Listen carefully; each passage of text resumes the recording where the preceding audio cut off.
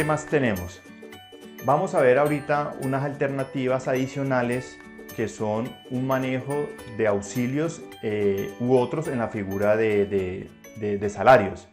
Como lo decía anteriormente, una de las opciones es que este socio o accionista o propietario sea contratado a la compañía o tenga un cargo en la compañía por el concepto de salarios. Que, como le decía anteriormente, tener un contrato firmado, contratos ya dependiendo si lo quieren hacer indefinido o un contrato a término fijo, dependiendo del tiempo que quiera hacer por el término fijo, sea 6 meses, 12 meses, 2 años, allí ya depende de la alternativa o la figura que quieran implementar, ¿sí? ¿Qué sucede con las prestaciones? Las prestaciones, lo hemos encontrado en muchas compañías, donde el directivo o este socio accionista tiene un cargo directivo y dice, sí, tengo la figura de salarios, liquídeme las prestaciones sociales, le liquidan sus vacaciones, sus primas, sus cesantías y sus intereses de las cesantías.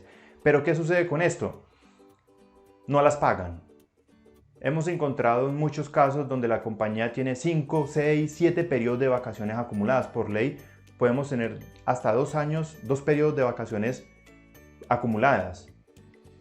Nos hemos encontrado, como les decía, casos donde pueden ser 5 periodos acumulados. Solo por ser el dueño de la compañía y tener un cargo directivo, no salimos a vacaciones o no pagamos estas vacaciones.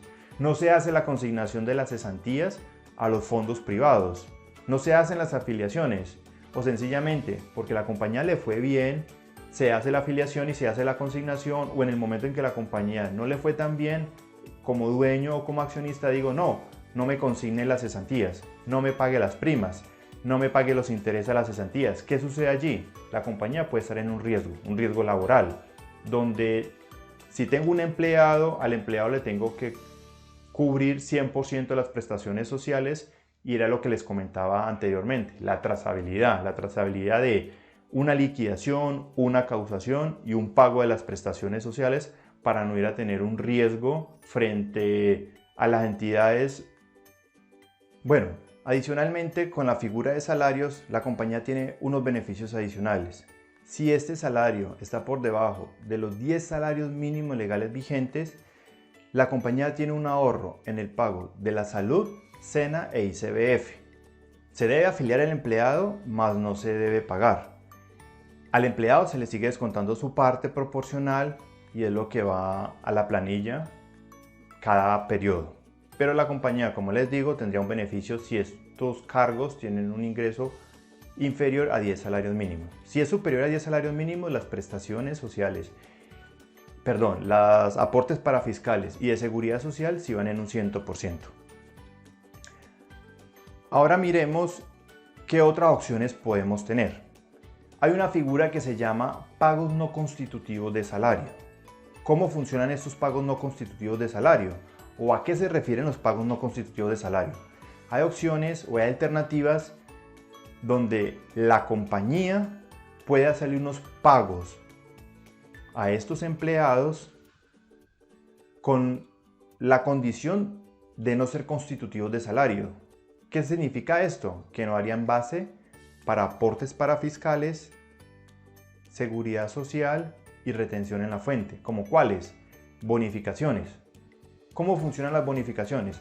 Tenemos unas bonificaciones que podemos pactar como ocasionales. Mucho cuidado, hay que tener en cuenta una consideración. Si esta bonificación la pago de forma ocasional, se considera un pago no constitutivo de salario. No pueden ser fijas, por eso lo decía anteriormente, ocasionales, no pueden ser fijas. Se puede dar con un cumplimiento de metas y pueden ser en cualquier periodo pagársele al empleado, es decir, usted la puede pactar que lo pagó este mes sí, a los 3 meses, a los 6 meses, o colocándole una meta que sea de cumplimiento, que si se da, se paga, si no se da, no se paga. ¿Por qué así con esta condición? Porque si la pongo una meta fija o periódica o con un cumplimiento estricto donde usted todos los meses lo va a cumplir y es acreedor o es beneficiario a esta bonificación, deja de ser una bonificación ocasional y se vuelve una bonificación permanente que esa bonificación permanente deja de ser no constitutiva de salario. Hay que colocar mucho cuidado, tener mucho cuidado con estas consideraciones en el caso de las bonificaciones, porque la UGPP, que es una división de la Administración de Impuestos, está revisando mucho en los contratos de trabajo y puede llegar a ser cuestionada. Por eso hay que revisar muy bien los requisitos y las consideraciones cuando vayamos a pactar una bonificación salarial. Otro pago no constitutivo de salario que tenemos es el auxilio de movilización. ¿Cómo funciona este auxilio de movilización? Que la compañía pacta con este empleado unos pagos para su traslado. Es decir, si el empleado que va a tener un cargo directivo, por ejemplo, como gerente, tiene que desplazarse, trasladarse para atender reuniones, para efectuar ventas, para hacer marketing, para conseguir clientes y tiene que estarse trasladando, la compañía le pacta un pago no constitutivo de salario por el concepto de auxilio de movilización. ¿Qué sucede con este concepto? Pues no estaría sujeto a los aportes que mencionamos anteriormente. Adicionalmente, se necesita que esto tenga un cargo, desempeñar un cargo que amerite este auxilio de movilización y no puede ser un valor desproporcionado. ¿Qué quiere decir esto? Que no puede ser un auxilio de movilización superior al salario que devengo o que esté muy cerca al salario que devengo, porque allí ya no entraría a tener razonabilidad, tener un ingreso superior por auxilio de movilización a un ingreso por salario. Entonces, muy importante tener en cuenta este concepto. ¿Qué otro beneficio puede constituir pago no constitutivo de salario? Los bonos de alimentación. ¿Qué sucede con los bonos de alimentación? Que la ley establece que los bonos de alimentación se deben pagar al 50+1 de los empleados de la compañía. Si se paga menos de este porcentaje, ya no se constituye un pago no constitutivo de salario. ¿Cómo funcionan estos bonos de alimentación o cómo se pueden pagar estos bonos de alimentación? Con vales o tiquetes. Hoy en día la mayoría de las compañías lo que hacen es contratos con Sodexo, le pagan directamente a Sodexo, lo toman como un gasto para la compañía, pero es beneficio para el empleado. Es otra forma de tener un ingreso para sus finanzas. Y la base de retención, este sí entraría base de retención en la fuente, pero según la depuración de la tabla y unas consideraciones y unos límites que tienen los bonos de alimentación, ¿sí? Entonces, muy importante tener en cuenta estos aspectos. ¿Qué otro aspecto debemos considerar en el momento en que vaya a pagar otra figura, ya saliéndonos de los pagos no constitutivos de salarios, sino como auxilios? Que ese 40% no supere la remuneración del trabajo, es decir, que de lo que me pagan a mí por salario, hacer el cálculo del 40% y estos pagos no constitutivos no me superen el 40%. ¿Qué otros auxilios podemos tener como beneficios para el empleado y que sea un gasto deducible, un gasto soportado para la compañía y que yo pueda percibir dentro de persona natural como empleado? Planes de celular, planes de medicina prepagada o planes complementarios de salud. ¿Cómo funciona ello? Funciona de que la compañía se encarga directamente de pagarle a cada una de estas entidades el plan que le corresponda. Es decir, si pactamos un pago de medicina prepagada, la compañía hace la afiliación, hace el pago o hace el contrato directamente con la empresa de medicina prepagada. Esta empresa le factura directamente a la compañía, para la compañía es un gasto y establece un porcentaje para el empleado. Es decir, la compañía paga un 100% de la medicina prepagada, pero le dice al empleado, yo le voy a cobrar a usted el 10%, 20%, 30%, dependiendo del porcentaje que la compañía quiera pactar con el empleado. ¿Qué beneficios tenemos aquí?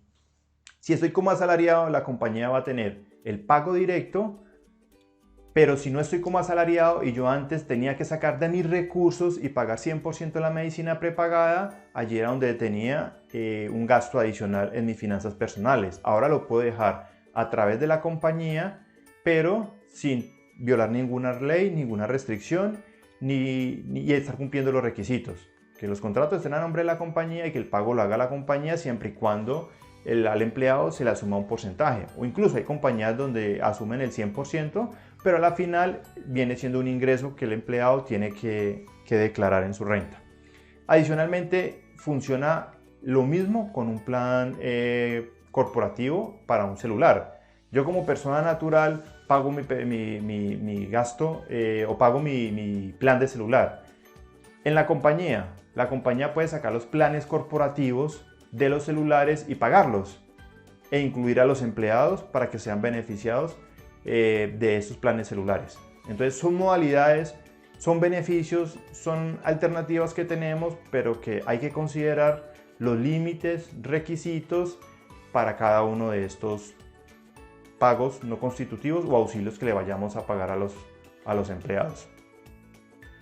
¿Qué otra figura tenemos? Hay una figura también dentro de la rama de los salarios que se conoce salario integral. ¿Cómo funciona el salario integral? Que son 10 salarios mínimos. Estos 10 salarios mínimos son lo que le pagaría al empleado, pero aquí hay una parte muy importante a considerar. ¿Qué sucede cuando yo contrato a este socio accionista con la figura de salario integral? El salario integral incluye la prima, las cesantías y los intereses a las cesantías. ¿Qué quiere decir esto? Que yo, aparte del salario integral que le voy a pagar a este accionista o socio, le pago adicional sus vacaciones. No le puedo pagar las otras prestaciones porque el salario integral las incluye, ¿sí? Adicionalmente, los aportes a la seguridad social y parafiscales no se liquidan sobre el 100% del salario integral, sino sobre el 70%. Sobre ese factor del 70% es donde la compañía sale a hacer sus respectivos afiliaciones y aportes a la seguridad social y parafiscales y hacer los pagos respectivos.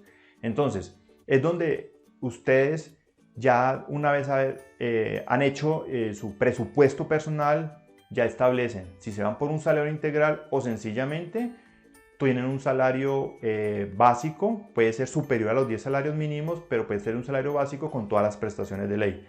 Eso es muy importante tener en cuenta algo, que yo como dueño, socio o accionista de la compañía, este año me pacto un salario, un ejemplo, 10 millones de pesos. Y me pagan todas mis prestaciones, me liquidan todas mis prestaciones porque este año le fue muy bien a la compañía. ¿Qué sucede el siguiente año donde a la compañía no le va tan bien? Yo voy a ver que por el concepto o por el ítem de salarios voy a tener un gasto muy alto y la compañía no va a tener cómo cubrir. Yo no puedo llegar a decirle al siguiente año o al tercer año o al cuarto año, decirle a la compañía, disminuya mi salario.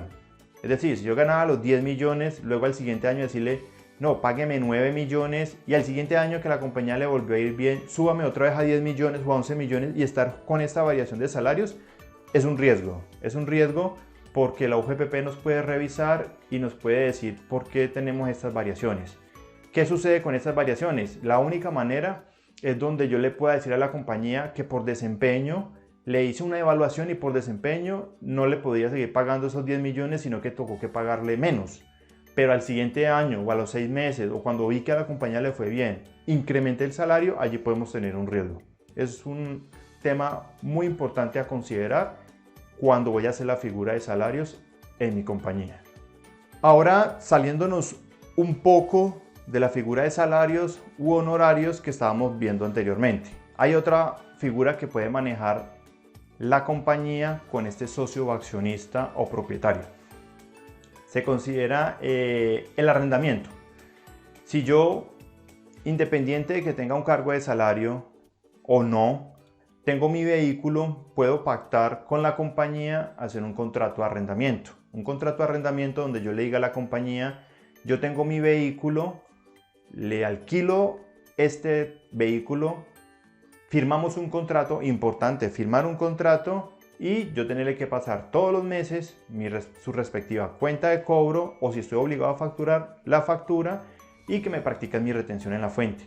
Importantísimo, la trazabilidad, es decir, tengo que tener mi contrato de arrendamiento, tengo que tener el soporte de esa factura o cuenta de cobro por ese concepto mensual de arrendamiento, que se efectúe la retención en la fuente que está sujeto y que se efectúe el pago. Importante. Hay compañías donde hemos visto casos donde están implementando esta figura y tienen 1 año, 2 años de cuentas por pagar a este accionista por el concepto de arrendamiento de vehículos. Entonces a la final se va inflando una olla grande de una cuenta por pagar al accionista, que a la final toca que ver cuál es la mejor alternativa, si capitalizar la compañía, si darle de baja, pero son impactos que toca que revisar y considerar para la compañía.